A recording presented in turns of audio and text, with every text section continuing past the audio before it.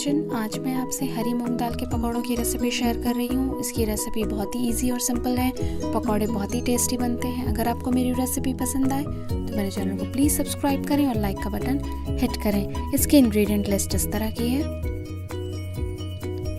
सबसे पहले मैंने 200 ग्राम हरी मूंग दाल को 4 घंटे के लिए हल्के गुनगुने पानी में भिगो दिया था। उसके बाद से मैंने इसे वॉश किया है और इसके छिलके बिल्कुल नहीं हटाए हैं।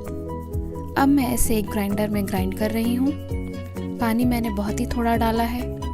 अगर ज़रूरत पड़े तो पानी आप बाद में भी डाल के इसकी कंसिस्टेंसी एडजस्ट कर सकते हैं।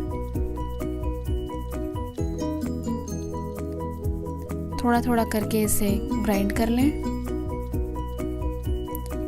ग्राइंड करने के बाद जब मैंने इसे निकाला है तो ये कुछ इस तरह का दिख रहा है, जैसे हम दही बड़ों के लिए दाल को पीसते हैं। इसे स्मूथ नहीं करना है। अब मैंने इसमें 1 टीस्पून हल्दी पाउडर डाला है। साथ ही मैंने इसमें 300 ग्राम सागा प्याज यानी स्प्रिंग अनियन डाला है चॉप करके। 4 हरी मिर्चें हैं चॉप की हुई। हरा धनिया है 3 टेबलस्पून चॉप किया हुआ। और अब इसमें 1 टीस्पून मैंने क्रश की हुई धनिया के बीज डाले हैं और नमक स्वाद के अनुसार। फिर मैं सब चीज़ों को मिलाकर अच्छे से एक मिक्सचर तैयार करूँगी। ध्यान रखें इसमें मूंग की दाल से डबल क्वांटिटी में या लगभग उससे ज़्यादा की क्वांटिटी में ही स्प्रिंग अनियन को रखें। इससे ही इसका टेस्ट बहुत अच्छा होता है। अब मैं एक छोटा नींबू के आकार का बॉल लेकर फ्लैट कर लिया है और इसे गरम तेल में अब मैं फ्राई कर रही हूँ।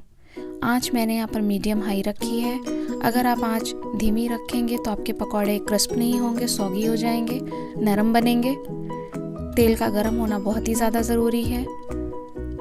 जब मैंने दाल को वॉश करना शुरू किया था उस वक्त ही मैंने तेल गर्म होने रख दिया था।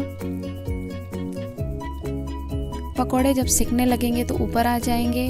उसके बाद से मैं इसे एक तरफ सिकने के बाद से पलट दे रही हूँ, जिससे कि दोनों तरफ अच्छे क्रिस्प होने तक सिक जाए।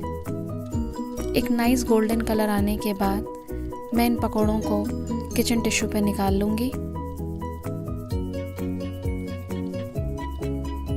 जिससे कि एक्सेस ऑयल निकल जाए। सारे पकौड़े मैंने धीरे धीरे करके टिश्यू पे निकाल लिया है और अब मैं इन्हें केचप के साथ सर्व कर रही हूँ। आप इसे अपनी मनचाहे सॉस या चटनी के साथ सर्व कर सकते हैं। ये पकौड़े खाने में बहुत ही अच्छे लगते हैं। इन्हें आप किसी भी मौसम में खा सकते हैं। अगर आपको मेरी रेसिपी पसंद आए तो मेरे चैनल को प्लीज़ सब्सक्राइब करें और लाइक का बटन हिट करें। And if you have any comments please do share with me. Thank you for watching my recipe.